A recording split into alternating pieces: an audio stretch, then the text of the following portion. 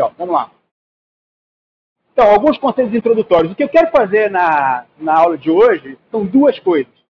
Primeiro, eu quero explicar por que a gente tem essa disciplina, qual que é a ideia de ministrar essa disciplina. E a segunda coisa que eu quero fazer, eu quero explicar para vocês o que vocês vão aprender. Então, quando vocês saírem daqui hoje, né, eu espero que minha voz conseguir chegar num ponto aqui, vocês digam assim, pô, vai valer a pena eu ficar aqui mais 24 dias. Ou então vocês vão dizer, esse próximo não me serve para nada. Tá legal? Quero que vocês não percam tempo aqui. Então, se vocês tiverem dúvidas sobre isso ao final do curso, vocês me param e me perguntam. Eu devo ser capaz de explicar para vocês o que vocês estão fazendo aqui, o que vocês vão ver. E é muito simples, na realidade. Vocês vão entender direitinho. Ok. Então, o que a gente vai estudar? A gente vai estudar técnicas para processamento escalável de grandes volumes de dados, como eu já falei. A gente vai ter um leve viés para dados textuais. Quase todos os nossos exemplos vão ser relacionados a dados textuais a documentos. Então, num certo sentido, complementa do ponto de vista não tecnológico, científico, mas operacional, o que o Edileno está mostrando no curso de Information Retrieval, tá certo? Digamos que é uma outra maneira de implementar as coisas que ele está fazendo lá, certo? As coisas que a gente está fazendo aqui servem para NLP, servem boa parte de machine learning para várias coisas, mas não técnicas para fazer essas coisas, mas sim técnicas de como fazer essas coisas andarem um pouquinho mais já. Beleza. Vamos fazer essas coisas acontecerem de um jeito um pouco mais eficiente, tá certo? É isso que a gente vai estudar aqui. Então, por quê? Bom, a nossa motivação aqui, pessoal, é lidar com o vasto volume de dados disponíveis online, em redes sociais e na web, principalmente. Tá certo? Vai ficar claro daqui a pouco, pelo menos eu espero que fique claro daqui a pouco, que o paradigma tradicional de processamento de texto usando um nó único, ele não tem jeito de escalar tecnologicamente hoje. Pode ser que no futuro isso mude, mas do ponto de vista tecnológico hoje, a gente não tem como tratar com eficiência dados massivos usando um único computador, um nó de processamento só. Né? E daí advém várias complicações. E o que a gente vai estudar aqui é como é que a gente resolve essas complicações. Qual é o ambiente para resolver essas complicações. Então, é fato que grandes empresas como Google, Facebook, têm esse problema.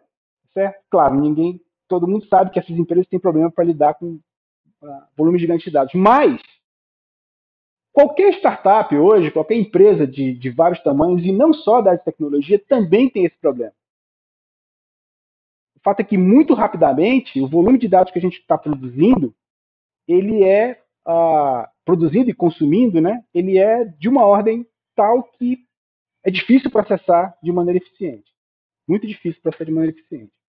Então, não é uma coisa que está distante, que é o Facebook que vai fazer, que é o Google que vai fazer.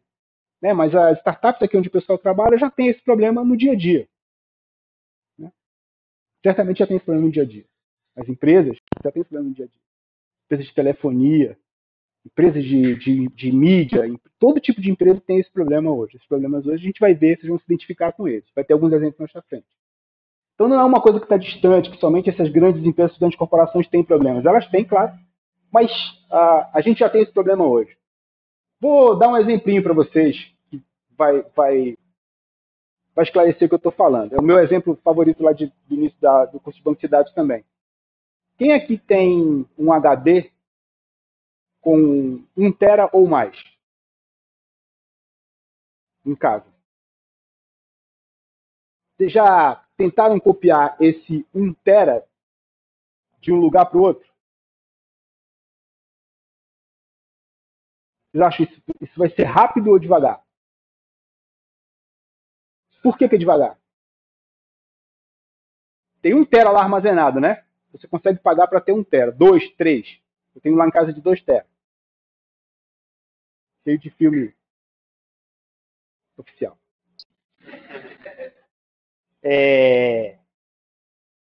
Por que demora a copiar? Qual é o problema?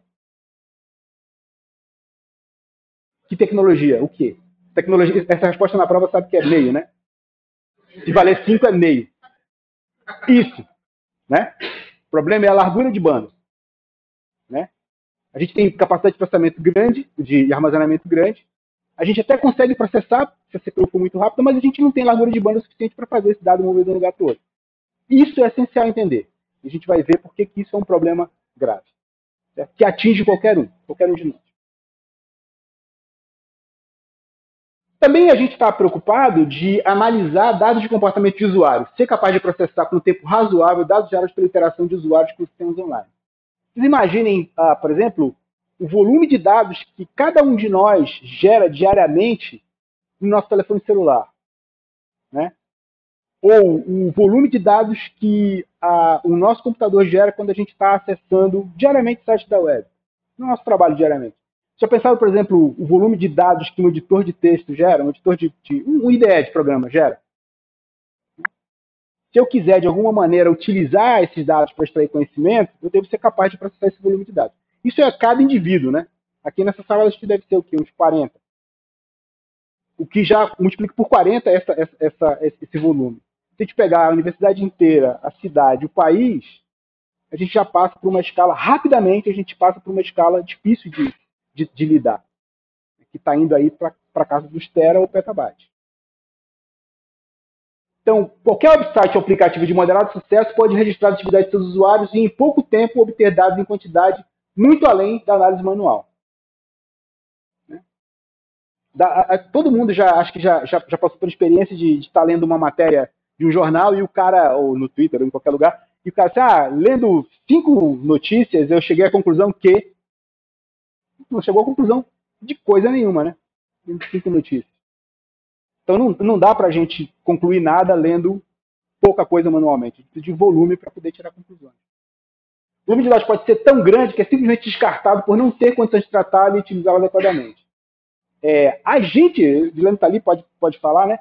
A gente já viu isso acontecendo inúmeras vezes, né? O cara chega e fala assim, você tem um monte de dado, né? Que bacana. Mas eu jogo tudo fora, porque eu não sei o que fazer com ele. Quantas vezes eu já ouvi essa história? Muitas vezes, né? E um pouco essa disciplina, ela está aqui para evitar que isso aconteça, né? A gente não precisa fazer isso, a gente tem a maneira de fazer isso. E existe uma confluência de tecnologias que vai permitir a gente fazer isso. O que a gente precisa é saber usar adequadamente, que é isso que a gente vai tentar fazer aqui. Então, se isso acontece, a gente vai perder a oportunidade, né? De forma geral, muito conhecimento importante sobre o negócio pode ser derivado a partir de dados registrados. O conhecimento pode ser estratégico para decisões e pode trazer vantagens competitivas. Tem esse nome business intelligence que a gente usa para várias coisas diferentes, mas envolve coisas como data warehouse, data mining, data analysis, machine learning. As coisas todas estão relacionadas aqui com esse curso, tá certo? Como é que eu viabilizo que essas tecnologias funcionem de maneira rápida, né, usando a tecnologia do estado da arte hoje, se não do estado da arte, pelo menos do estado da prática, né, o que está acontecendo hoje nas organizações de fato. Tocando um pouquinho em machine learning, né, que seria um outro porquê que essa disciplina é ministrada, porquê que a gente estuda isso aqui, sempre que a gente vai treinar modelos, né, o volume e a diversidade de dados que eu tenho no treinamento é muito importante para a qualidade do resultado que eu vou ter no meu modelo. Né? Existe esse termo que foi cunhado por esse pessoal do Google aqui em 2009, que é Unreasonable Effectiveness of Data. Né? Que é o seguinte, o seu algoritmo ele pode não ser o melhor, mas se você tiver dados suficientes, ele vai ser melhor do que um outro algoritmo que, em teoria, é mais preciso, mais eficiente, mais eficaz, mas que não olhou tantos dados quanto o seu. Certo? Então, quando o volume de dados que você olha para gerar modelos, ele cresce até uma certa escala, o modelo exatamente que está sendo gerado, ele deixa de fazer diferença. É basicamente isso. Isso é o fundamento, pessoal, por trás da história toda de Deep Learning. No fundo, é isso que justifica tudo o porquê que Deep Learning funciona. Porque é feito com base com essa ideia, né? Isso foi essa é uma frase muito famosa desse artigo aqui da IEEE Information, esqueci o nome da revista, mas enfim, Halevi, Norvig Pereira, de 2009, eles falaram, invariavelmente, modelos simples que usam grandes volumes de dados superam modelos mais elaborados que utilizam menores volumes de dados. Então, um exemplinho bem bobo, assim, se você tiver milhões de documentos, milhões de sentenças, onde você quer desambiguar nomes, por exemplo, né? Então, se A e B raramente ocorrem juntos, mas ambos geralmente ocorrem com C, então A e B podem ser sinônimos. Isso não é uma verdade absoluta se você pega exemplos. Se você pega milhões de sentenças, isso passa a ser uma evidência importante. Qualquer algoritmo mais simples consegue estabelecer essa correspondência com base em evidências que a gente está vendo nos dados. Certo? Então, a gente precisa lidar com um volume de dados grande para poder gerar modelos mais acurados. Basicamente é isso que eu estou querendo dizer aqui. Isso foi mostrado em vários artigos. Eu dei aqui dois exemplinhos. Um é esse aqui, que é um artigo clássico de desambiguação de sentença de linguagem natural. Então, eu quero saber se a palavra lá é massa ou maçã, por exemplo. Negócio. Ou qual é a semântica de Apple em determinada sentença. Né? Então, os caras mostraram aqui o seguinte, não sei se dá para ver, mas que pegando vários modelos, se eu tenho poucos dados, se eu enxergo poucos dados, né, isso aqui é o número de milhões de palavras que usou para fazer o treinamento, a diferença entre os modelos é grande. Mas quando o número de palavras que ele olhou para treinar cresce, esses modelos são todos muito parecidos. Certo? Então, não há diferença, basicamente, no resultado se o volume de dados que eu uso para treinamento é muito grande. Também foi nesse outro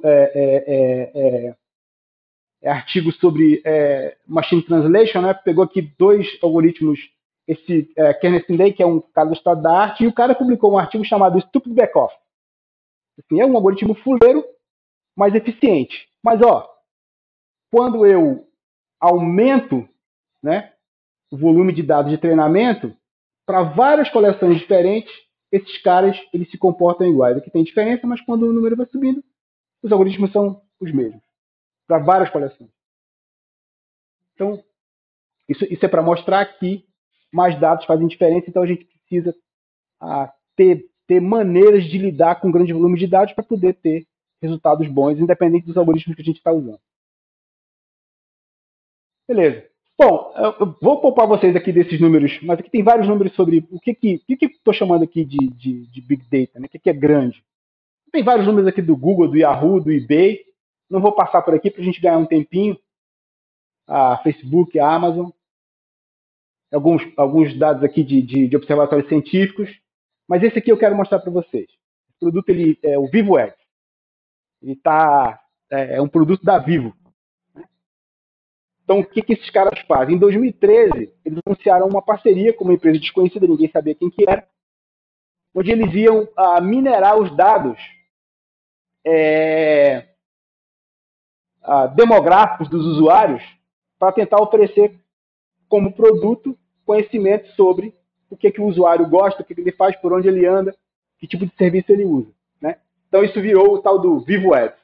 Então, é um produto que fornece dados demográficos sobre pessoas que passam por um determinado local e horário à escolha do cliente. O cliente é o cara que está contratando o Vivo Ads. Então, pode ser, por exemplo, uma agência de publicidade. Certo? Então, quando tu passa na frente lá do Carrefour, o cara fala assim, olha, aqui tem uma oferta de sei lá o quê. Então, é possível saber quantas pessoas transitaram na área, proporção de homens e mulheres, distribuição por idade, cruzamento entre os dados cadastrais dos operadores e a conexão do usuário por triangulação nas estações de rádio base R. A Vivo foi processada recentemente pelo Ministério Público por causa desse produto, porque havia a suspeita de que eles estavam fornecendo dados do cliente sem que o cliente soubesse. Eles conseguiram provar que dos 73 milhões de clientes, 43 milhões deram consentimento para empresas usar o seu cadastro e 26 milhões para o uso da localização. A empresa consultora, vocês já sabem quem é, né? A famosa Cambridge Analytica, consultora da Vivo no produto Vivo Ads. Foi isso o Ministério Público que levantou. Bem engraçado. Aliás, existe uma a Cambridge Analytics do Brasil.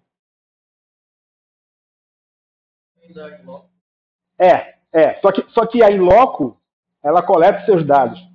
Eu pago para a Vivo e a Vivo usa os meus dados para ganhar dinheiro. Esse que é o problema.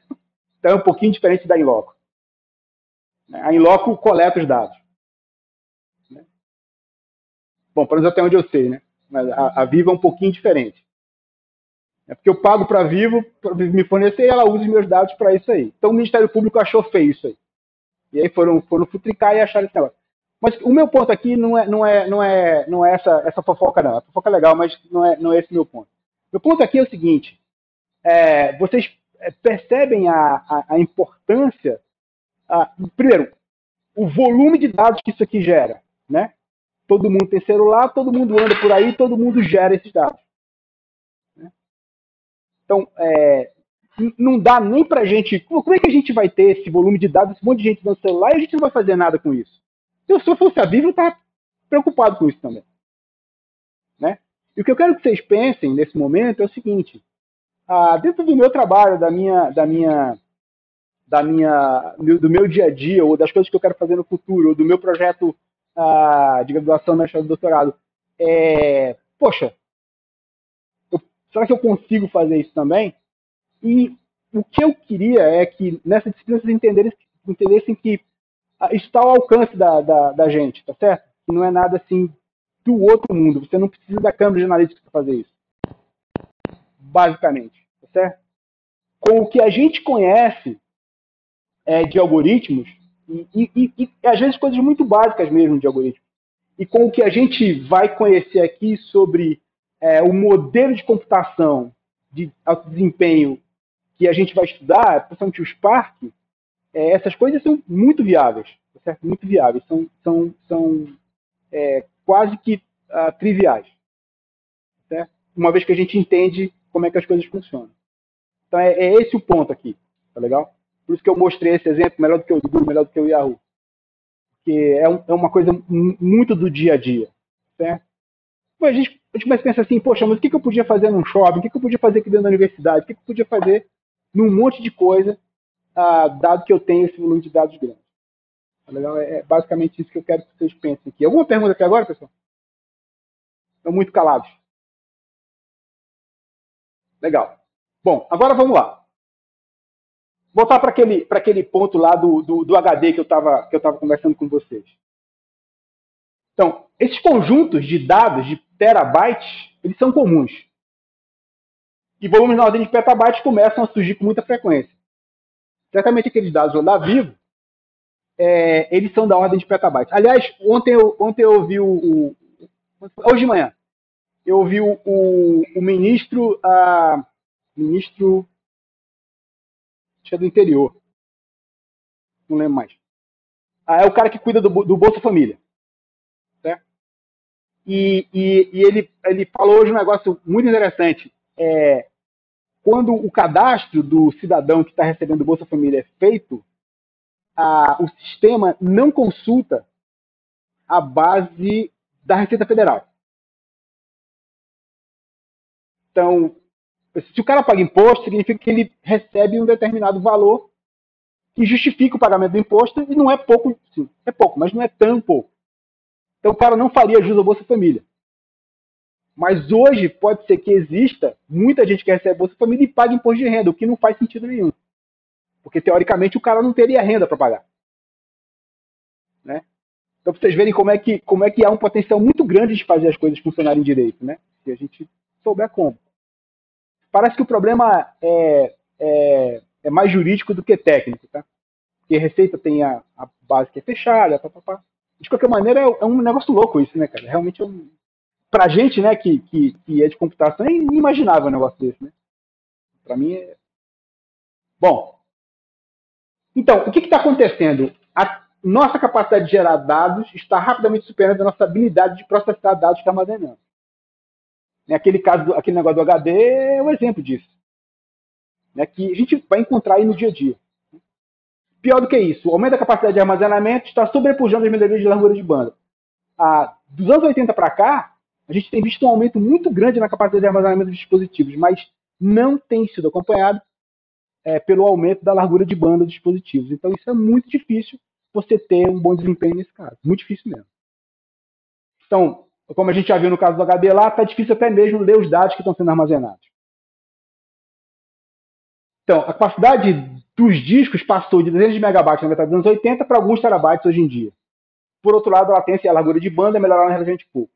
A latência melhorou 2 vezes nos últimos 25 anos, 2 vezes nos últimos 25 anos, e a banda talvez 50 vezes, o que ainda é muito pouco. A gente teve um salto aqui de mega para terabyte no mesmo período. Aqui tem um gráfico que sempre mostra, né, que é como é que o custo do armazenamento ele despencou nos últimos anos, né? Aqui a gente tem tecnologias mais modernas como SSD aqui e tal. Tem um zoom aqui de 2015 até 2020. Né? Dá para ver que o custo ele caiu bastante nos últimos anos. Né? Por isso que a gente hoje pode ir ali na InfoStore e comprar um HD de 1 tera. A gente não conseguiria fazer isso há 10 anos atrás, de jeito nenhum. Hoje dá para fazer isso. E aqui está a figurinha que eu considero mais importante aqui para a gente discutir na aula de hoje. Essa aqui vocês sabem, a lei de Moore, né? A capacidade de processamento dos processadores ela aumentava mais ou menos 60% ao ano até o ano 2000, ou seja, ela dobrava a cada 1,5 anos, enquanto que a capacidade de processamento, de processar memória, dados em memória, ela crescia somente 9% ao ano, ou seja, 2 vezes em 10 anos, e eu estou falando aqui de memória RAM, não estou falando nem de disco. Ou seja, de 1981 até mais ou menos os anos 2000, essa diferença aumentava 50% ao ano. Né? Então, existe um problema tecnológico muito grave aqui, que impacta bastante a nossa capacidade de processar os dados que a gente coleta, que a gente gera e que a gente armazena. A gente consegue gerar muito dado, a gente consegue coletar esse dado, a gente consegue armazenar esse dado, mas é difícil processar por causa do problema da largura de banda. Então, isso em boa parte, né, justifica as tecnologias que existem hoje para processamento de alto desempenho. Elas existem basicamente para resolver esse gargalo, esse problema importante. Certo? E aí a ideia é muito simples. Se ao invés de eu ter um disco de 1 tera, eu tenho 2 discos de 500 GB cada um, e eu consigo ler os dois em paralelo, eu estou dobrando minha largura de banda. Certo? Concorda comigo? E se eu ficar dividindo, eu vou ter a mesma capacidade de armazenamento, mas a minha largura de banda vai aumentar proporcionalmente. O problema é como é que eu faço sistematicamente para sincronizar o processamento desses dados nos vários HDs. Certo?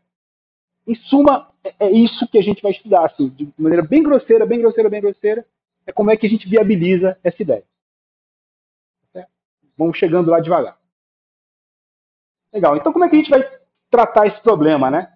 Esse, de fato, é o problema de Big Data. Não é bem o volume que é grande. É que o volume é grande o suficiente para atrapalhar o processamento. Certo? Então, a ideia básica é uma coisa que vocês já conhecem de outros carnavais. É uma técnica chamada divisão e conquista. Né? Todo mundo aqui já estudou algum algoritmo de divisão e conquista na vida. Né? E Max? Fala aí um. Merge sort. Né? É um cara que usa divisão e conquista. Tem vários outros aí. Então, o método ele consiste basicamente em, se o tamanho da entrada é muito grande para a aplicação de uma solução simples, dividir o problema em 2 ou mais subproblemas disjuntos. Conquista resolver o subproblema em tamanho adequado. Combinação, tomar as soluções de subproblemas e combiná-los para compor uma solução do problema original. Então, vários algoritmos usam essa ideia. Okay? E essa ideia ela é aplicável para vários problemas. Ele não é aplicável para todos os problemas, tem vários problemas que eu não consigo resolver assim, mas muitos problemas eu consigo resolver assim. E alguns dá para forçar a barra. Né? Então, o merge sort é o clássico, né? Eu tenho S, tem N maior que 2 elementos, eu divido os elementos em duas subsequências S1 e S2, respectivamente N sobre 2 elementos, e solo de N sobre 2 elementos, ordena a subsequência usando o merge sort, intercala os elementos de forma a obter uma sequência ordenada. Então, divisão, conquista e combinação é o que é usado em todos os algoritmos de divisão e conquista. E essa ideia a gente vai transportar aqui para o contexto de processamento de alto desempenho. Certo? A ideia, na realidade, é a mesma. Particiona, processa, combina. Certo?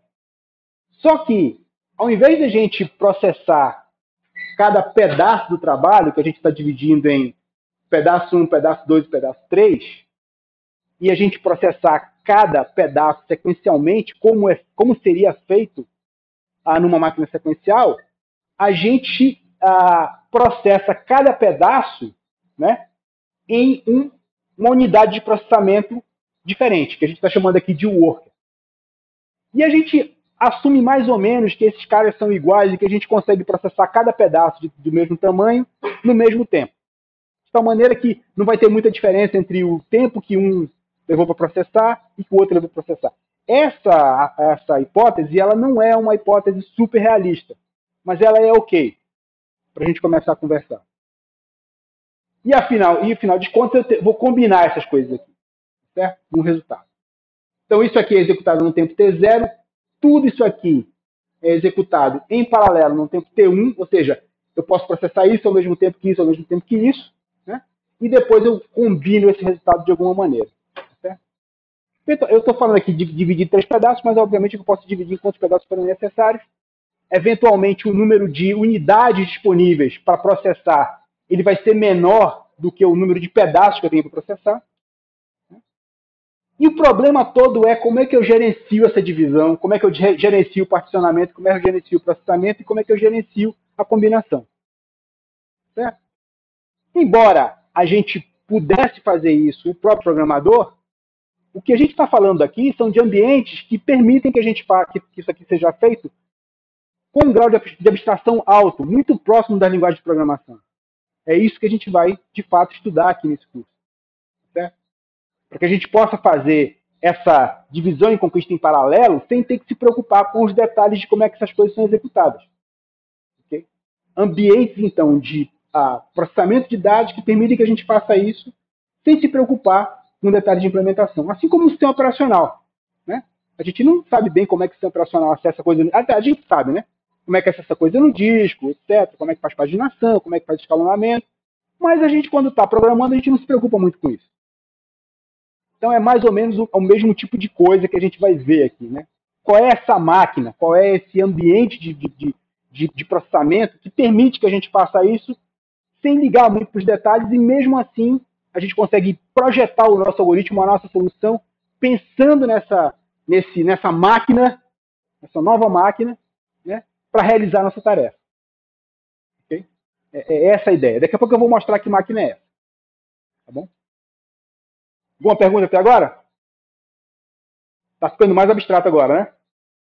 Então não se percam no hiperespaço. Quando começar a ficar muito viajante, não entendi. Aí eu tento. Tá legal? Eu espero até o final da aula de hoje contar a historinha toda. Ou pelo menos ter uma visão geral da historinha toda sem os detalhes. A gente vai saber se o lobo mau, no final das contas, morre ou não. Tá legal? Como ele vai morrer, daí tem uma série de possibilidades. Legal? Tranquilo? Ok, então vamos lá.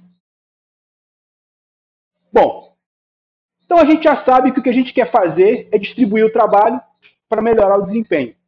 Já que a gente não consegue processar muita coisa numa unidade só, a gente quer quebrar esse processamento. Né? Então, o primeiro problema é o seguinte: como é que eu vou distribuir as unidades de trabalho, os pedacinhos em que eu quebro o trabalho original, entre aqueles processadores, aqueles workers? Né? Como é que isso vai ser feito? Se houverem mais unidades de trabalho do que workers, como é que eu faço? Eu tenho 20 unidades e 5 workers. Como é que eu divido? Como é que eu escalono isso? Se os workers precisarem compartilhar resultados parciais, se eu precisar, se os pedaços em que eu quebro eles não são independentes, eu preciso trocar resultados. Como é que eu sincronizo isso? Como é que eu vou agregar resultados parciais?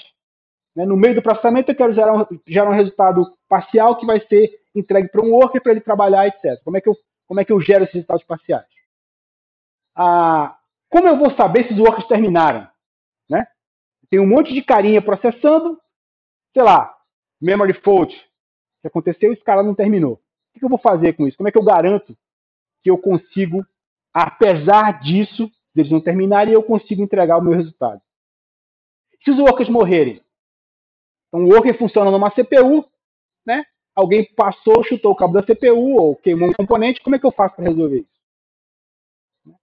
Então esses são os detalhes operacionais que qualquer processamento, qualquer tentativa de paralisação vai ter que lidar. Certo? E o que a gente gostaria é que tivesse um ambiente onde essas coisas elas não estão, elas estão previstas de saída, né, de tal maneira que isso não prejudica demasiadamente o meu resultado. Principalmente não me dá o resultado errado. Mesmo que eu possa sofrer um pouco com relação ao desempenho, o meu negócio termina. Né? Então, a questão central disso tudo é uma coisa chamada sincronismo, né? Que é o problema básico do paralelismo, é que se sincroniza as ações. Então, a comunicação entre os workers, o acesso a recursos compartilhados, no nosso caso, os dados, assim são necessários mecanismos de sincronização. Bom, isso não é novo, tá certo? Há, sei lá, mais de... Eu terminei meu mestrado em 95, muito tempo, né? E eu já estudava problemas de sincronização de programas paralelos naquela época. Embora ninguém nunca tenha, talvez, tido um volume de dados para processar paralelamente, todo mundo achava que um dia ia ter e começou a estudar maneiras de fazer isso. E aí tinham vários modelos, né? Então, isso aqui é o problema de sincronismo, né?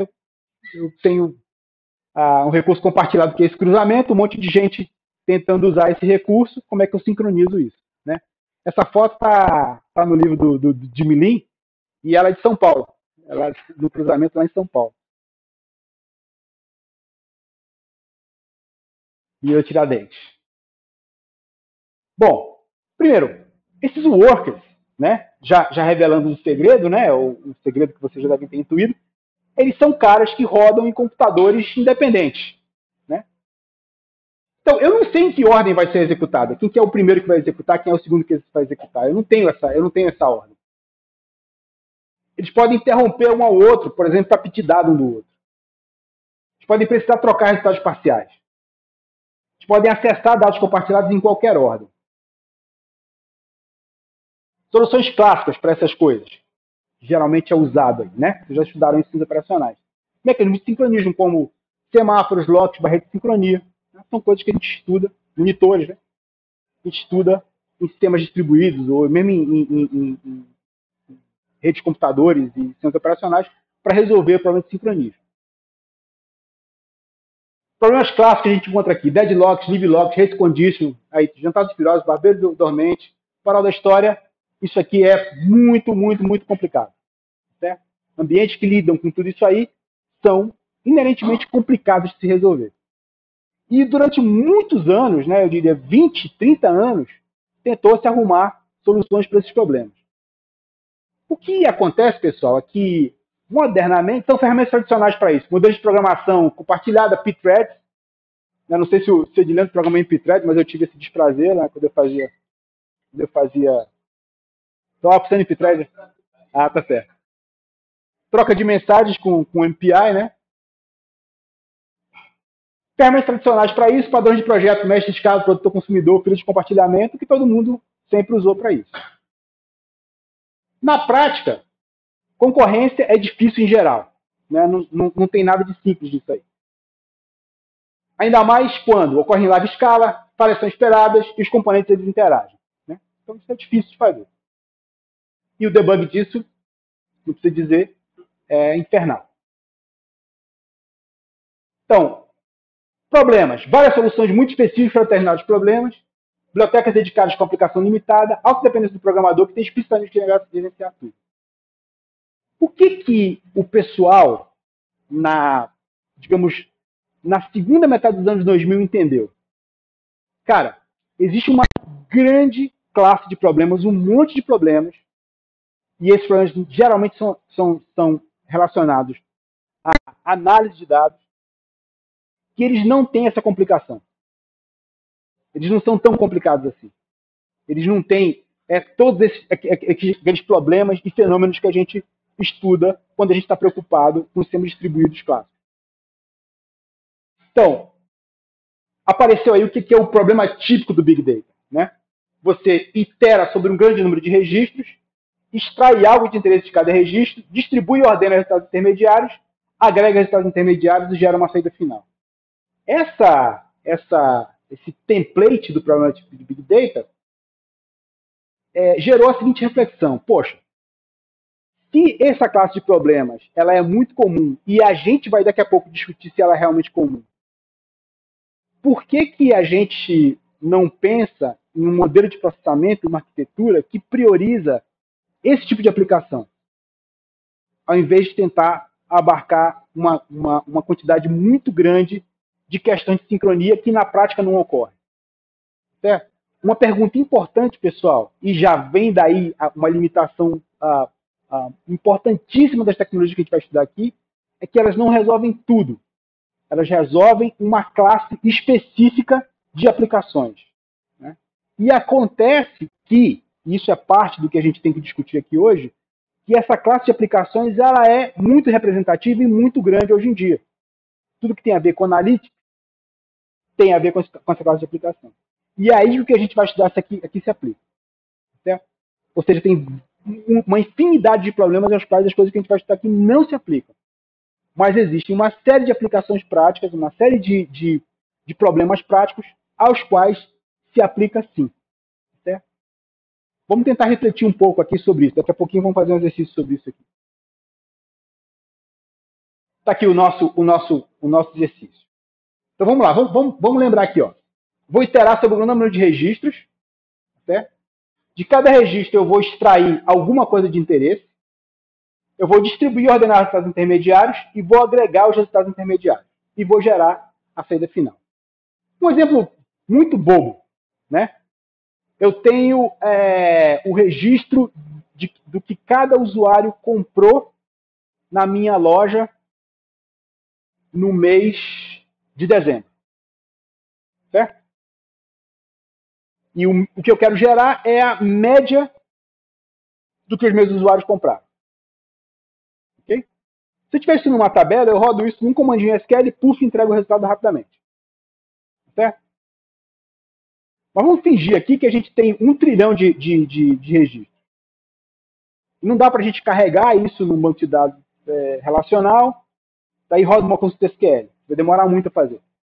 Não posso pagar o preço de carregar esse 1 trilhão de registros no banco de dados.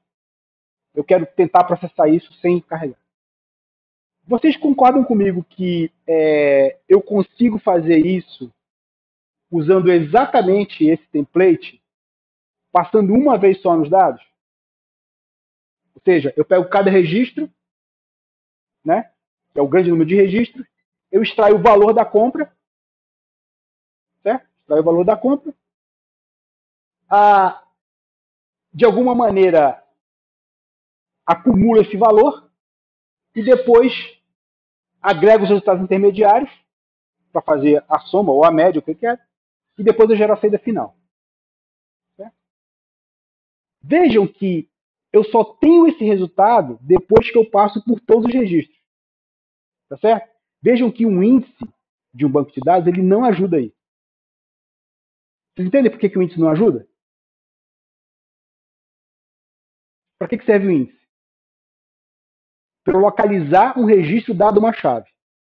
Certo? Eu estou localizando um cara em particular? Não, eu estou passando por todos.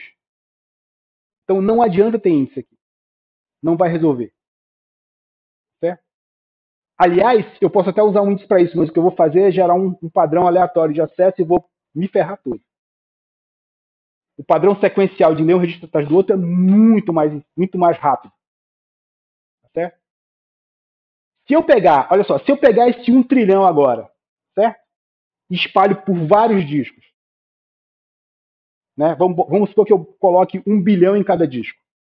Então eu tenho 1000 discos com 1 bilhão. Okay? eu computo cada bilhão desse muito mais rapidamente do que eu computaria 1 trilhão. Se eu consigo fazer em paralelo, eu consigo fazer 1000 vezes mais rápido. Certo?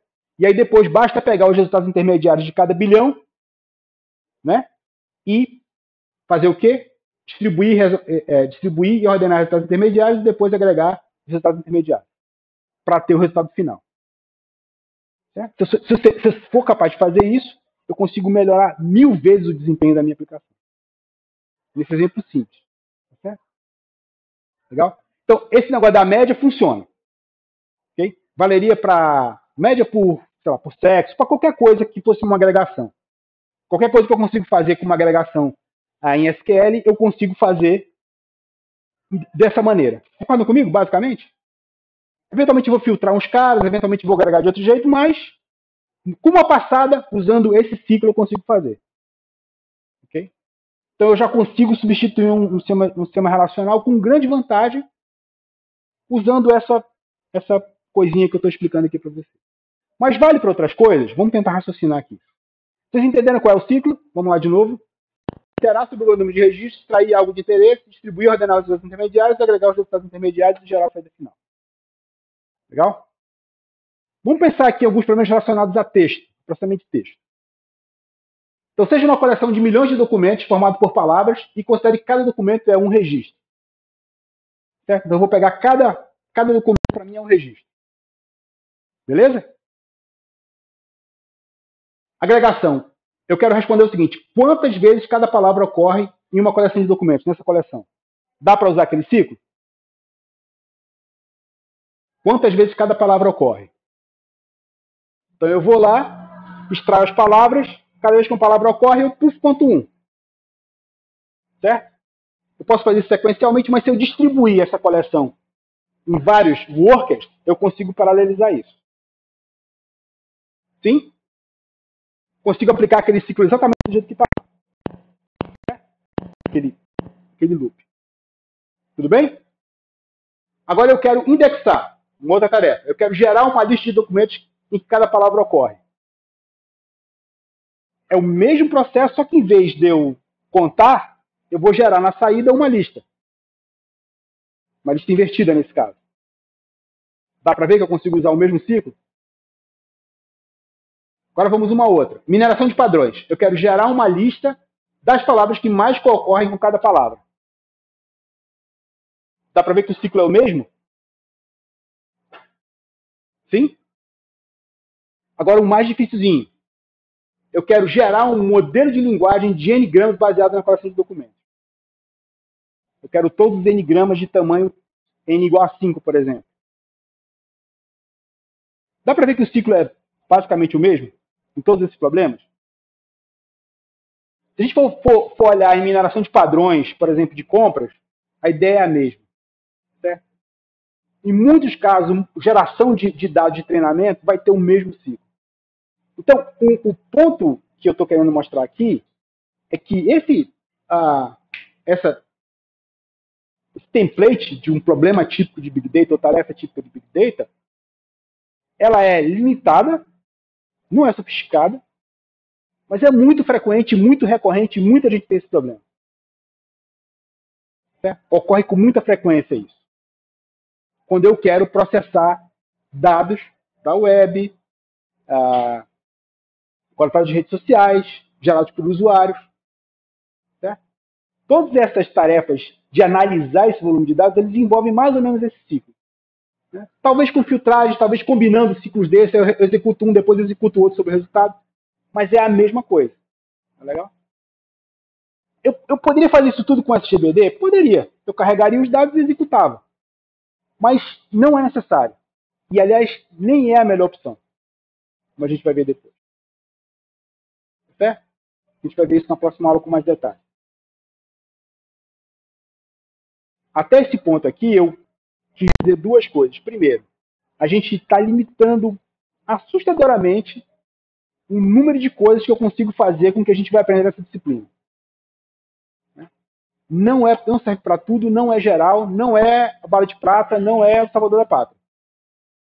Mas, para uma classe grande de aplicações, é muito útil. Compraram aí?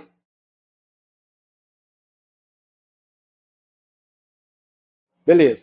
Então, por enquanto está vendido, né? Depois eu vou desvender um pouco, mas por enquanto está vendido. Tudo bem? Legal. Ok. Então, pessoal, já que existe um conjunto de aplicações que segue mais ou menos essa lógica, né? E que esse conjunto de aplicações é grande e representativo, por que não ter um modelo de computação paralela que atende exatamente aquele tipo de aplicação? Certo? Então, um modelo de computação paralela para Big Data. Esses modelos eles vão se basear na existência de um cluster computacional. Daqui a pouco a gente vai ver o detalhe desse cluster, composto por vários hosts similares, vários computadores similares, interligados por uma rede de comunicação de alto desempenho e tolerante a falhas. Onde, se um desses caras falhar, o processamento não complica. Certo? No máximo, ele vai demorar, vai ter uma perda de desempenho. Então, implementações desses modelos fornecem primitivas de programação que encapsulam os detalhes de processamento no cluster. Então, aqueles detalhes de, poxa, como é que eu sincronizo, como é que eu distribuo nos workers, como é que eu faço os workers falar, como é que eu distribuo o processamento. Isso será encapsulado pelo nosso modelo de computação paralela, que é feito baseado naquele modelo do problema de Big Data. Certo? E a frase que fecha essa conversa é o tal do The Data Center is the Computer. Então, em vez de um computador, eu passo a programar pensando na abstração do cluster. Né? Então, o meu computador agora é um cluster computacional composto por vários hosts similares interligados por uma rede de comunicação de alto desempenho tolerante a falhas. Então, eu não penso mais no meu computador, mas nesse conjunto de computadores. A minha abstração, o meu modelo de programação, ele vai visar esse tipo de coisa. A gente vai ter que programar e pensar usando esse modelo de computação. Legal? Os dois caras que foram pensados e tiveram mais sucesso nisso nos últimos anos foi, primeiramente, o modelo MapReduce, que foi implementado num sistema chamado Hadoop. Uma das implementações é MapReduce, a outra é Hadoop. Daqui a pouco eu esclareço um pouquinho essa confusão. E o segundo, mais moderno e melhor, é o Spark. Esse curso aqui, 90% dele é algoritmos para esses modelos. Como é que eu programo, como é que eu desenvolvo e implemento algoritmos visando esses modelos de computação. Certo? Então, o que a gente faz normalmente no computador de um nó único, agora eu vou usar essa máquina abstrata do cluster para desenvolver. Então, por exemplo, eu vou desenvolver um indexador para esse cara. Vou desenvolver um PageRank para esse cara. Vou desenvolver um extrator de entidades para esse cara. Um desambiguador para esse cara. Lucas, o que eu vou desenvolver para esse cara? Um exemplo de uma aplicação. Estava dormindo, né? Estava viajando aí não estava prestando atenção. Mas, enfim, algumas desses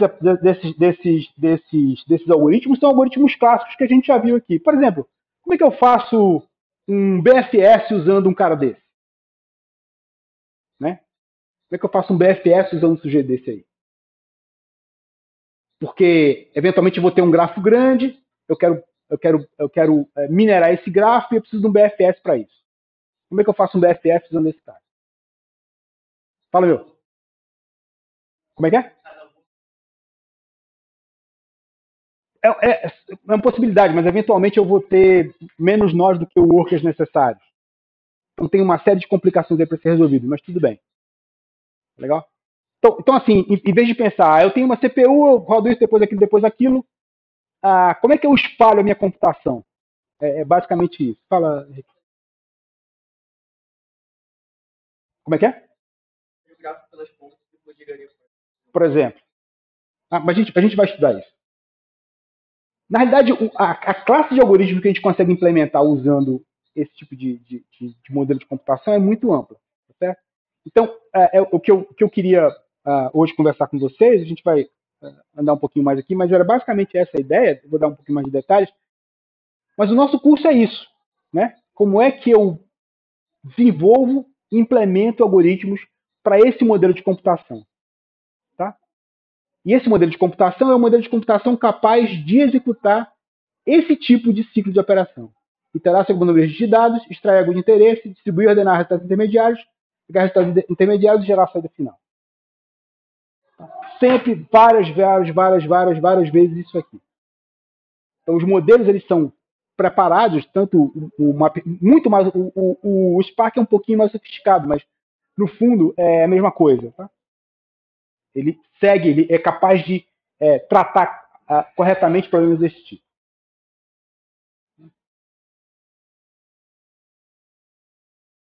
Então, se vocês forem ver, como eu falei para vocês, 95% do nosso curso, falei que era 90%, 95% aumentando agora, é baseado na ideia de como é que eu desenvolvo coisas para esse modelo, né? Então, se vocês, não sei se vocês estão vendo aí de trás, mas olha só, MapReduce, visão geral, MapReduce, arquitetura e operação, algoritmos do MapReduce, algoritmos de caminho mínimos e MapReduce. Aí entramos em Spark. Spark visão geral, RDD, Kivell e FAIR, arquitetura e operação, algoritmos em Spark, processamento em Spark, indexação de texto em Spark, extração de dados em Spark, MLib. Esses carinhas aqui que a gente vai ver na parte cor-de-rosa como é que eu uso esses caras para dar suporte para os dados que esses caras aqui vão usar. Já que o relacional já não é mais uma ideia tão boa para esse tipo de coisa. Tá? Fala, cara.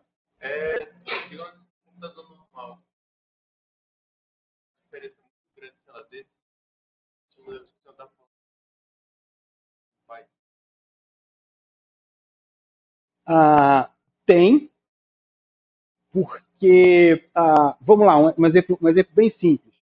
Tu quer minerar um padrão, coisa boba. Tu quer saber quais são todas as palavras que ocorrem com uma determinada palavra numa operação de texto. Certo? Tu vai fazer isso linha a linha.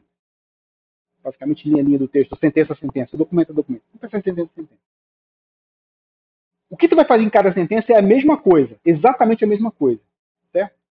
Mas o que acontece se eu conseguir espalhar, imagina que é um parágrafo muito grande, em vários pedaços. Eu posso minerar cada pedaço desse, mas depois eu tenho que combinar o resultado. Certo? Então eu tenho que pensar como é que eu vou combinar. Mas a grande vantagem é o seguinte, é que esses modelos eles foram criados para isso, para ajudar a gente a modelar essa tarefa e implementar isso. É exatamente para isso que eles servem. Assim como a gente está acostumado a programar em Python. Então a gente vai ter maneiras de fazer isso usando a linguagem Python mesmo, só que com estruturas de dados que favorecem essa história. Toda a experiência que vocês têm em programação sequencial vai ajudar aqui. Aliás, vai ajudar muito. Porque a gente precisa só pensar agora, bom, agora eu tenho esse código rodando em vários lugares.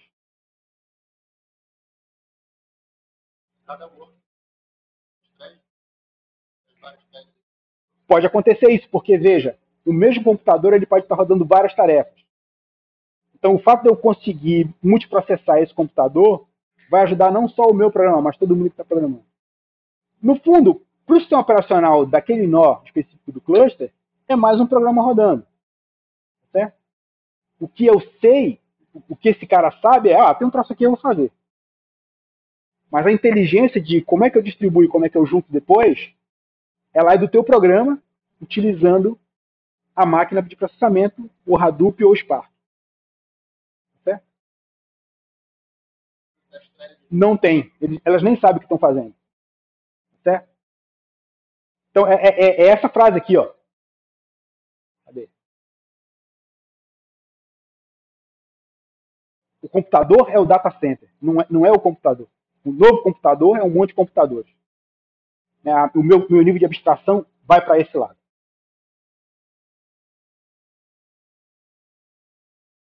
Então, falando rapidamente sobre o MapReduce e o Spark, de maneira bem geral, assim, a gente vai estudar em detalhes, mas só para a gente entrar um pouquinho de detalhe aqui. Então, o MapReduce ele foi proposto pelo Google e foi publicado em 2004, nessa conferência. foi implementado em C++ e tinha bins para você escrever código em Java e Python e converter para C++ para poder rodar nesse ambiente. Os caras do Yahoo leram esse paper em 2004, viram que a arquitetura é extremamente simples, a gente vai ver que ela é simples mesmo, implementaram o seu próprio MapReduce e chamaram esse cara de Hadoop. Então, durante muitos anos, né, durante quase 10, 15 anos, só o Google rodava o MapReduce e o resto todo mundo rodava Hadoop, né, incluindo aí a Yahoo, Facebook, Twitter, LinkedIn, Netflix, todo mundo rodava Hadoop, que é uma implementação do modelo MapReduce, certo? Publicado pelo Google em 2004. O Hadoop ele acabou virando a plataforma de fato para processamento de Big Data de 2000 até, sei lá, 2009, 2012, por aí. E um grande ecossistema de software se formou ao lado com base no Hadoop para poder utilizar o sistema adequadamente. Então, SGBDs, processadores de streams, várias coisas foram construídas para o ecossistema Hadoop, que foi mantido pelo Apache durante muito tempo. Né, os caras do Yahoo implementaram e abriram código. Aliás, o Yahoo construiu a primeira uso do MapReduce. O Yahoo foi indexação de texto para máquina de busca, que aliás é também a aplicação clássica do MapReduce no Google. Foi feito para isso. O resto todo foi, enfim, consequência dessa ideia, mas foi feito para isso, para fazer o que vocês fazem lá em RI.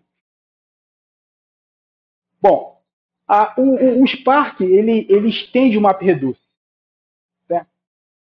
Em várias dimensões. Primeiro, o MapReduce, para simplificar o processamento, ele não processa dados em memória, ele só processa dados em disco. A maneira como os nós trocam dados é usando o disco. Isso simplifica bastante a maneira como os dados são trocados. O Spark, eu posso processar e trocar dados em memória entre os workers lá, certo? Ele é bem tranquilo para executar iterações. O modelo de programação dele é fácil de fazer iterações. No MapReduce, vocês vão ver, é um inferno. Muito difícil fazer iterações. Você precisa controlar externamente o que está acontecendo. A gente vai ver num dos algoritmos que a gente vai estudar, que é acho que é o de caminhos mínimos, a gente vai ver que é um infernal você fazer iterações em Hadoop. De propósito, a gente vai ver um troço chato, que é para poder valorizar o Spark. Ele trata naturalmente o processamento de fluxo de dados. Vamos ver que ele trata naturalmente o processamento de fluxo de dados. Ele é compatível com todo o ecossistema do Hadoop. Uma coisa muito interessante é que ele se adapta bem com vários sistemas de gerenciamento de clusters. Tem vários aqui, o próprio do Hadoop, o Yarn, o Mesos, o Kubernetes, várias arquiteturas de gerenciamento de clusters, o Spark roda em cima. Uma coisa interessante sobre uma diferença importante que eu acho do Spark para o Hadoop é que é o seguinte: o Hadoop ele nasceu na indústria para resolver um problema prático, que era a indexação de grandes volumes de texto. O índice começou a crescer muito, eles não conseguiam fazer as coisas sequencialmente, pensaram no modelo em paralelo e disseram, poxa, mas isso aqui é generalizável. E aí saiu o MapReduce e depois o Hadoop. Mas o Spark ele teve uma origem diferente. Ele foi desenvolvido no laboratório de sistemas distribuídos em Berkeley. E ele demorou muito mais tempo para sair do que o Hadoop, muito do que o MapReduce, muito mais tempo. Então, digamos assim, que ele teve mais tempo de ser maturado. Certo? Depois virou um padrão na indústria, porque o laboratório cedeu o código para o Apache. E esses caras que montaram que criaram o Spark em Berkeley, eles têm essa empresa chamada Databricks, que explora comercialmente esse troço aí. E o livro, esse livro que eu mostrei para vocês, é desses caras, eles ganham dinheiro com isso. Mas o código mesmo é aberto. E ele é bem mais sofisticado do que o Hadoop, como a gente vai ver.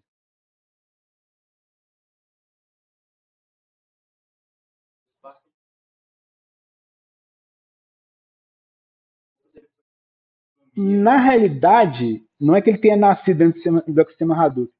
É que, como, por exemplo, coisas como HDFS já existiam, ficava mais fácil eles usarem do que propriamente criar tudo de novo. Não é assim, vamos olhar o Hadoop e vamos estender. Não foi bem isso. Na realidade, as ideias já estavam antes até do Hadoop. Tanto que a primeira versão saiu em 2009. Né? Então,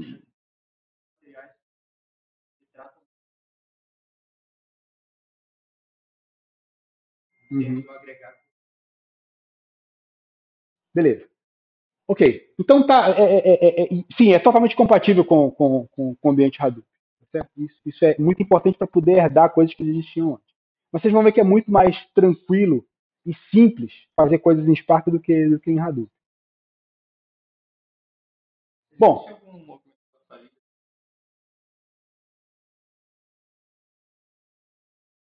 não, o Spark não é MapReduce. Não, o Spark não é MapReduce. Tá? Não é MapReduce. Ele generaliza o MapReduce. Mas não é assim, eu tenho o MapReduce e tenho o MapReduce Plus. Não, o Spark é uma outra ideia. Mas todos eles têm essa coisa aqui em vista. Isso sim. Então, isso reduz bastante o tipo de aplicação que eu consigo realizar. Mas, de novo, repetindo o que eu já falei antes, é importante entender isso, o número de aplicações que a gente consegue realizar usando esse modelo simples é grande. Né? Não é à toa que o Spark é muito usado. Bom, então, voltando aqui para a ideia do Data Center as a Compute, que computador é esse? Né? Essa ideia de ter um cluster computacional para executar o processamento não é nova de jeito nenhum. Certo? Então, quais são os componentes básicos desse computador, né? desse cluster computacional? Bom, eu tenho, primeiro, um computador que é um nozinho, um dos nós. Né? Tipicamente é um cara desse de gaveta, né? Você bota lá num rack, e esses caras todos são arrumados num rack desse aqui. Okay? E eu tenho uma rede ligando esses caras aqui dentro. Certo? Esses racks aqui, eles são interligados entre si, então eu posso ter vários racks desse aqui, na mesma rede, e eu posso ligar esses caras aqui entre eles. Certo? Posso multiplicar isso aqui várias vezes. É isso que a gente vai ver numa infraestrutura de rede dessas de serviço de cloud. E basicamente isso aqui. Assim, basicamente essa é a ideia. Um computador desse replicado várias vezes e vários caras aqui replicados, ligados entre si. Certo? O que é um cara desse aqui? Vamos pegar aqui. Isso aqui eu tirei do livro do Barroso. E shows. O Barroso é o nome dele? Roberto Barroso. É o arquiteto-chefe do Google. O cara que, digamos, sistematizou essa história toda. É um brasileiro. Conversei com ele uma vez. Aqui, ó. O que é um servidor desse? Basicamente, vamos pegar aqui uma máquina que vocês hoje têm em casa, né? Esse livro é de 2013. 16 GB de RAM, 100 nanosegundos de acesso e 20 GB por segundo de largura de banda. Disco, 2 TB, 10 milissegundos de latência, 200 megabytes por segundo de largura de banda. Memória flash, 128 GB, 100 microsegundos, 1 GB por segundo. Então isso aqui é uma máquina dessa daqui.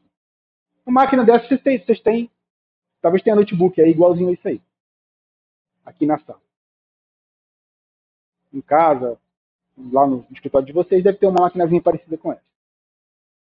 E o que vai ter num rack? Vai ter, por exemplo, 80 maquinetas como essa. 80 servidores como esse. Certo? 80 servidores, a gente já passou aqui para 1 TB de RAM, nesse nosso computador, né? Tem 1 TB de RAM.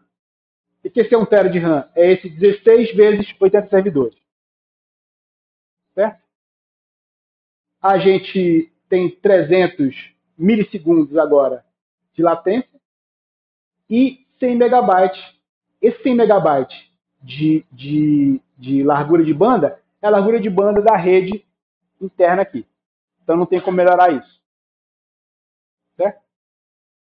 Então eu tenho 160 TB de disco, 11 milissegundos, 100 megabytes, flash 20 TB de flash, 400 milissegundos, 100 megabytes. Se eu juntar todos os racks aqui, então eu passo a ter 30 racks, cada um com 80 servidores desses.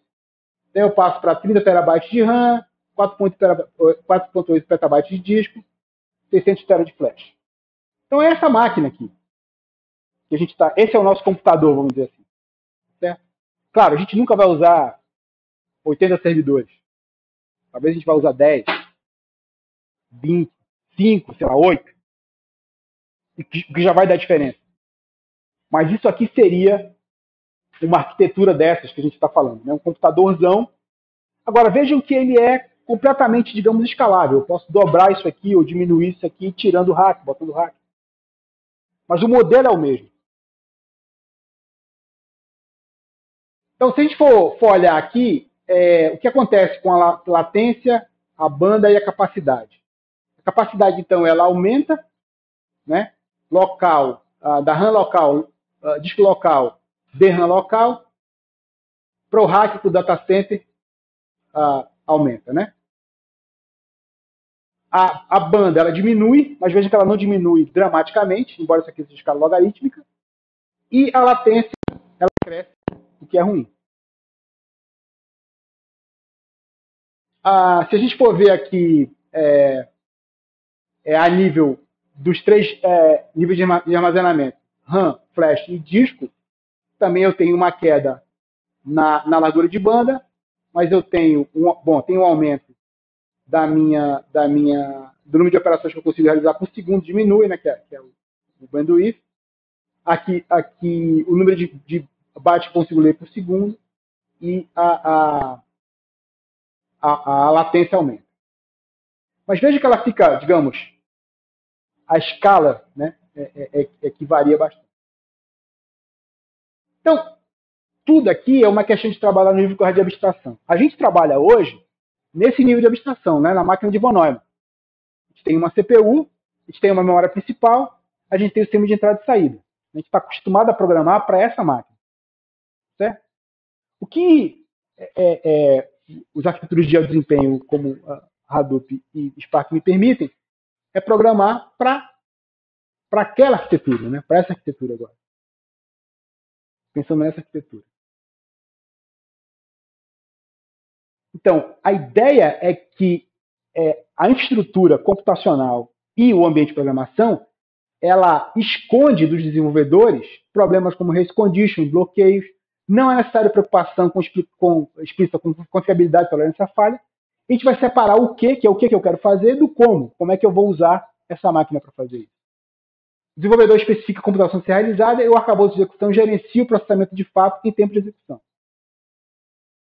Então, o que a gente vai estudar aqui claro, como é que funciona esses caras, mas principalmente, como é que eu especifico a computação para esses ambientes? Quais são os recursos que existem? No Hadoop e depois no Spark. Algumas ideias, elas são comuns a essas arquiteturas. A primeira coisa é o seguinte: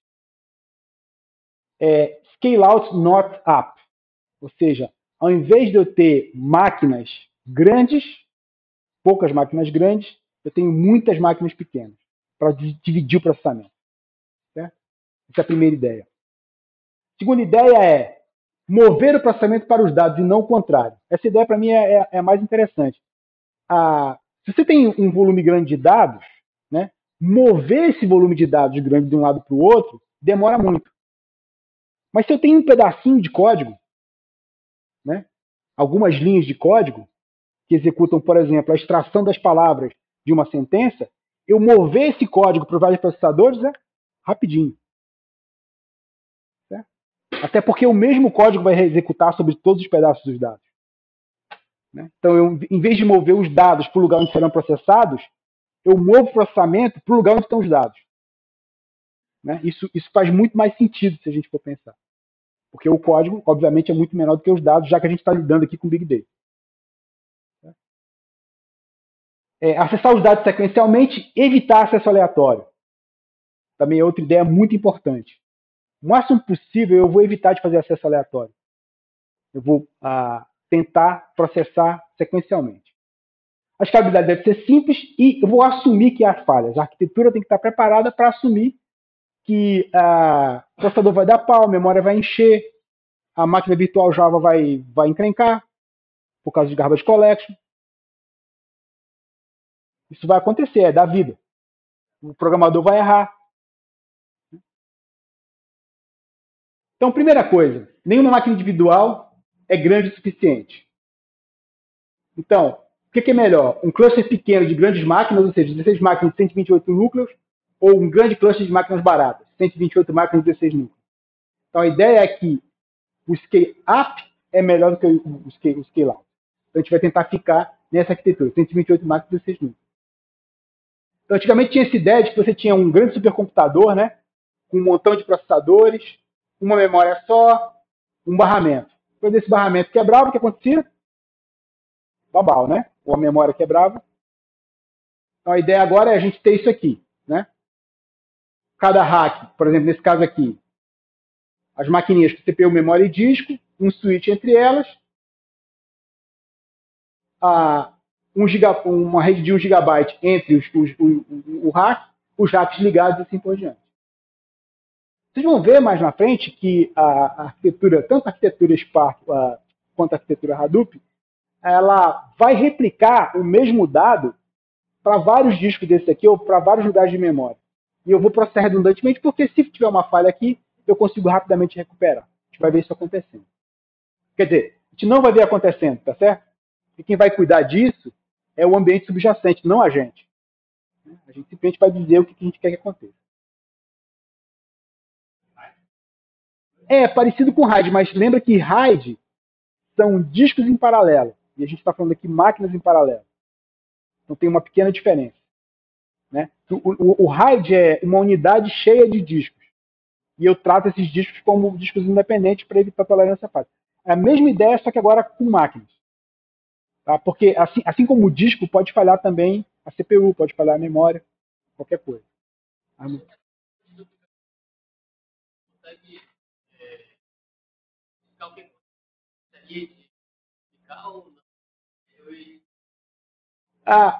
Olha só, você consegue especificar, parametrizar o nível de replicação. Porque, de fato, a ideia é que tu não precisa te preocupar com isso. Entendeu? Por exemplo, se eu estou calculando, se eu estou fazendo uma indexação, certo? Se eu quero que o meu índice esteja correto, cada coisa de palavra é importante. Eu não posso dizer assim, por determinadas palavras tudo bem, se eu não contar, mas outras não, até porque eu não sei como é que são os dados. Então, o que eu estou dizendo é que o contador daquela palavra, por exemplo, ele pode estar em várias máquinas diferentes. E se eu perder uma, eu tenho esse contador em outro lugar. A ideia é que o sistema ele é barato o suficiente para que isso aconteça, sem eu ter um prejuízo muito grande. Deixa eu ver se eu vou entrar nesse detalhe aqui. Não vou entrar. Também não, também não, também não. Aqui eu quero. Então, de novo aqui, o nosso banco de dados com 1 terabyte de disco com registro de 100 bytes. Eu quero atualizar 1% dos registros. Então, 1% dos 1 terabyte com registro de 100 bytes serão atualizados. Então, se eu fizer um acesso randômico, cada atualização vai levar aí, pensando no disco típico, 30 milissegundos entre seek, read e write. Latência rotacional aqui também está incluída. Como são 10 elevado a 8 atualizações, né, 1% de 1 tera 100 bytes, eu vou levar 35 dias para fazer isso se eu considerar 30 milissegundos. Porque eu vou ter que... cada acesso randômico vai levar 30 milissegundos. Ao passo que se eu reescrever todos os registros, assumindo 100 megabytes de throughput, isso vai diminuir para 5,6 horas.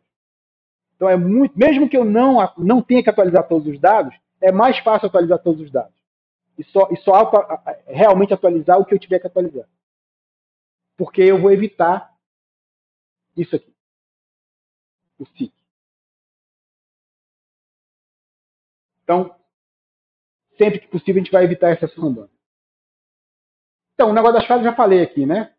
O gigabyte entre qualquer par de rack. Então, se esse cara sumir, eu tenho esse dado, por exemplo, replicado em outra máquina dentro do mesmo rack. E se um rack sumir, eu vou ter esse mesmo dado replicado em outro rack. Então, eu consigo recuperar essa falha de maneira não, digamos, catastrófica. Eu não preciso me preocupar com isso, né? O sistema vai se preocupar com isso. Fala. Todos os resultados. fato todos os resultados. Tudo que está transitando será replicado várias vezes. E eu tenho como controlar o volume de replicação. Veja que isso implica, sim, computação redundante, tá certo? O que, teoricamente, gera um overhead no processamento no final das contas. Mas isso é compensado, digamos, pela capacidade de tolerar falhas.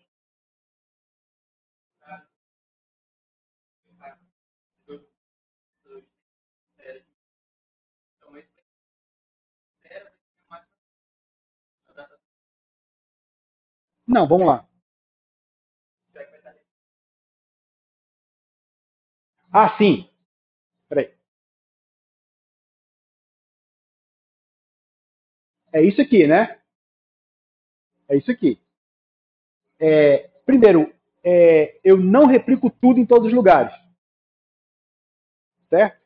Por exemplo, tipicamente eu vou ter 3 cópias. Uma dentro do mesmo rack e outra fora do rack. Então eu vou desperdiçar espaço com isso, vou desperdiçar algum processamento, mas eu não vou ter tudo replicado em todos os lugares. Né? Eu poderia ter, se eu fosse absolutamente pessimista e neurótico, poderia ter. Mas a vida é difícil, mas não é tão difícil assim, né? Pelo menos na maioria dos casos. Senão o avião teria 20 motores e não só 2. Né?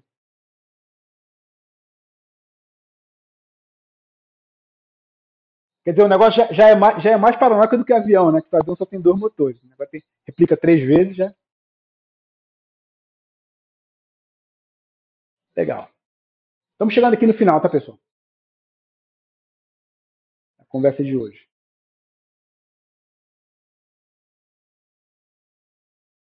Bom, aqui tem alguns detalhes dos data centers, não vou entrar em detalhe aqui. Aqui tem umas fotos bacanas do data center aí do Google.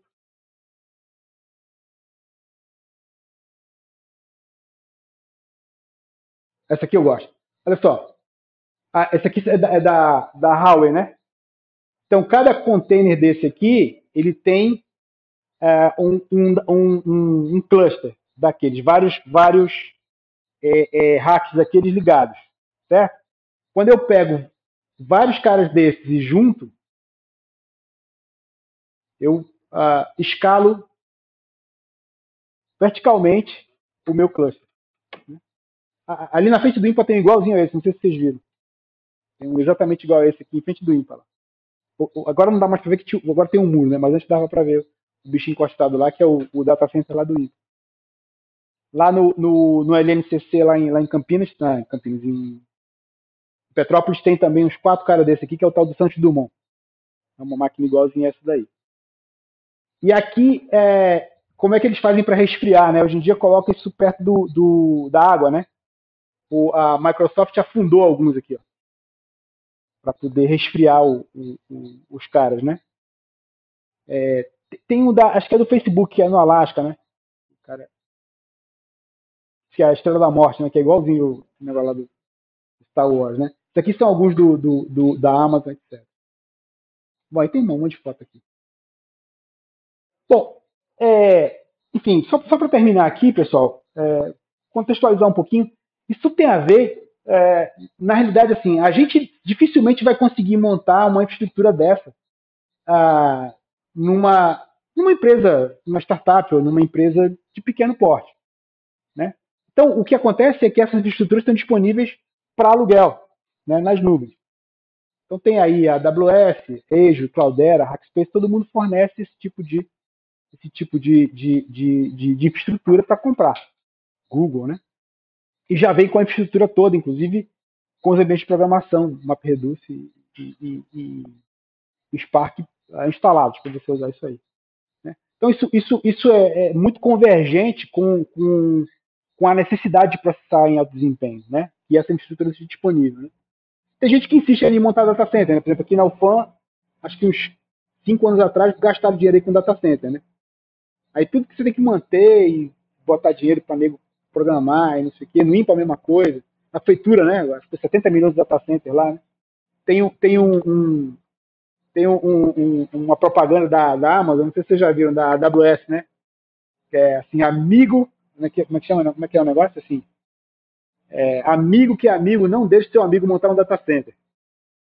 Tipo, vamos montar um data center, pensa melhor, que gastar dinheiro com esse negócio.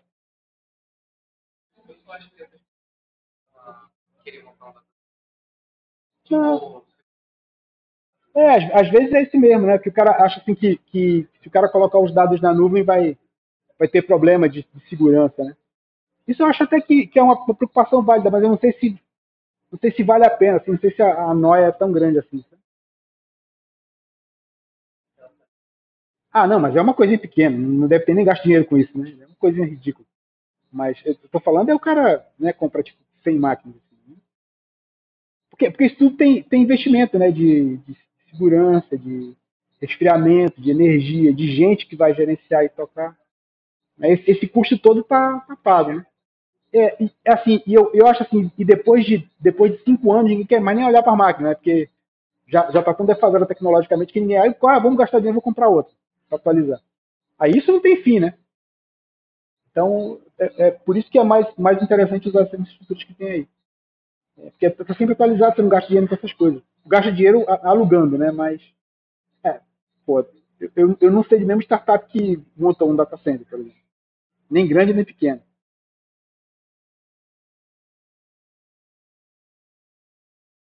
Deixa eu ver se eu encontro detalhe aqui. Não, não, não, não. Deixa eu ver. Não precisa entrar em detalhe aqui, não. É só para dizer, né, que essas coisas convergiram, né? Assim, o fato de que essas estruturas estão disponíveis traz essa capacidade de processar um volume de dados muito grande num ambiente de alto desempenho para a gente, né, para o pequeno. Né? A gente está tendo esse curso aqui por causa disso. Talvez se a gente dependesse de ter uma máquina com todos esses ambientes, talvez a gente nem fosse o caso de estar conversando sobre isso.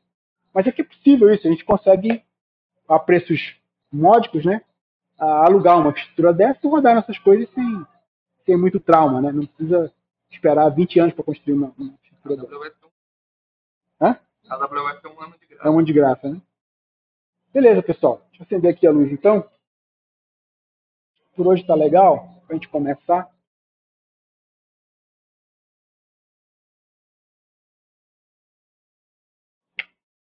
Bom, então, nosso curso vai ser nessa pisada aí. Deixa eu só parar aqui a gravação.